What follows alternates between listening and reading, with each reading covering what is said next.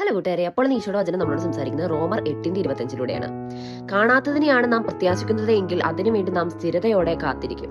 അങ്ങനെ കാണാത്ത പലതും നമ്മൾ പ്രത്യാശിക്കേണ്ടല്ലേ? അങ്ങനെ കൺമുൻപിൽ ഇല്ലാത്ത പല കാര്യങ്ങളും നമ്മൾ സ്വപ്നം കാണുന്നുണ്ട് അല്ലേ? നമ്മുടെ ഭാവിയിൽ നമ്മൾ വെക്കാൻ പോകുന്ന വീട്, നമ്മുടെ കടങ്ങളൊക്കെ മാറുന്നു, നമ്മുടെ കുഞ്ഞുങ്ങളുടെ കല്യാണം, നമ്മുടെ കുറേ ഫ്യൂച്ചറുകൾ, നമ്മുടെ എക്സാമിന്റെ വരാൻ പോകുന്ന റിസൾട്ടുകൾ, അല്ലെങ്കിൽ ഞാൻ അങ്ങനെയാകും, ഞാൻ ഇങ്ങനെയാകും, എൻ്റെ ഭാവി ഇങ്ങനെയാകും എന്നൊക്കെ ഒത്തിരി സ്വപ്നങ്ങൾ നമുക്ക് പ്രത്യാശയുണ്ട് അല്ലേ? അപ്പൊ അതിനു വേണ്ടിയിട്ട് നമ്മൾ എന്ത് ചെയ്യും? സ്ഥിരതയോടെ കാത്തിരിക്കും. ചിലപ്പോൾ നമ്മൾ നല്ല സ്വഭാവത്തിലൂടെയും നമ്മൾ നല്ല അധ്വാനത്തിലൂടെയും അങ്ങനെ പല പല പ്രിപ്പറേഷൻസ് നമ്മൾ അതിനു വേണ്ടി ചെയ്യും. അപ്പൊ ഈ പ്രിപ്പറേഷൻസിന്റെ ഒക്കെ കൂടെ എന്ത് പറയുന്നു ഈശോയെ കൂട്ടുപിടിക്കുക, ഈശോയുടെ ഒത്ത് പ്രത്യാശിച്ച് പോവുക. ഈശോ നമ്മൾ സ്വപ്നം കാണുന്ന എന്ത് കാര്യമാകട്ടെ, നമ്മൾ കാത്തിരിക്കുമ്പം അത് ഉടനെ തന്നെ നമുക്കത് അടുത്തിരിക്കുന്നു, നടത്തി തരുമെന്നാണ് ഈശോ പറയുന്നത്.